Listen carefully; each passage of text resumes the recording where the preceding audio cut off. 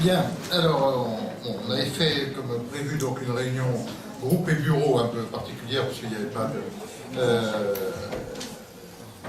on est en suspension de séance. Bon, ce que je veux vous dire, ce qui ressort de notre réunion de groupe, sur cette affaire d'écoute, on est sur une affaire d'écoute à grande échelle, avec une triple atteinte à l'état de droit. La première atteinte à l'état de droit, c'est les droits de la défense qui sont bafoués. N'importe quel justiciable attend d'abord de pouvoir parler en toute confidentialité avec son avocat et avec son conseil. La deuxième atteinte à l'état de droit, c'est le secret professionnel des avocats qui lui aussi est bafoué parce qu'on a un avocat qui est écouté non pas comme auteur ou comme complice de faits qui peuvent lui être reprochés, mais à titre préventif. C'est-à-dire qu'on écoute, on dit on ne sait jamais, parfois on va écouter l'avocat, on verra bien. Donc de manière préventive. Et troisième point, il semble que les juges soient sortis de leur saisine initiale. Donc compte tenu de cette triple atteinte à l'état de droit, et le président de la République étant à la fois le garant de l'indépendance et du bon fonctionnement de la justice, il doit s'exprimer sur cette affaire qui est une affaire de la plus grande gravité. On se trouve effectivement dans une situation où un avocat est écouté, son client qui se trouve être une personnalité politique de premier plan. De fait, ça veut dire que depuis plus d'un an, tous les dirigeants de l'opposition ont été écoutés. Je pense que c'est du jamais vu. Ensuite, nous sommes avec un garde des Sceaux dont la parole est complètement discréditée et décrédibilisée, avec une pratique, on l'a vu depuis l'affaire Faletti, qui est à la fois partiale, partisane, militante de la politique elle-même, et c'est la raison pour laquelle le président de la République doit s'exprimer, mais aussi nous demandons au Premier ministre de convoquer en urgence le Parlement. Le gouvernement est responsable devant l'Assemblée nationale, et à ce titre-là, on ne peut pas imaginer un instant que le Premier ministre ne soit pas informé. Et si le Premier ministre est informé, le Président de la République est informé. Et c'est, comme je l'ai dit il y a un instant, on est en face d'une affaire qui est de la plus grande gravité, et le Premier ministre doit, dans les délais les plus brefs, convoquer le Parlement pendant cette suspension et s'expliquer sur cette affaire. Le Président de la République étant le garant au titre de notre Constitution de l'indépendance et du bon fonctionnement de la justice, le gouvernement étant responsable devant le Parlement, et aujourd'hui, comment imaginer, personne d'ailleurs ne croit un instant que le garde des Sceaux et donc le Premier ministre n'ait pas été informé, et par voie de conséquence, le Président de la République. Et donc vous avez demandé une commission d'enquête parlementaire?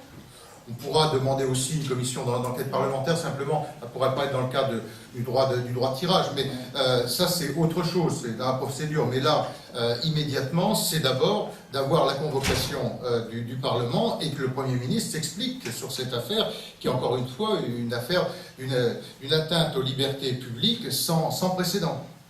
Est-ce que vous avez les moyens de contraindre le Premier ministre à convoquer le Parlement, enfin à revenir? C'est de sa décision. Enfin, je veux dire, ne pas le faire, ça sous-entend que il y a un vrai doute sur le fonctionnement de nos institutions. Je pense qu'il faut lever ce doute, et c'est la raison pour laquelle il doit s'expliquer.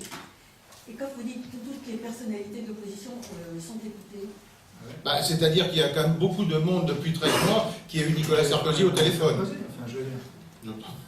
C'est évident.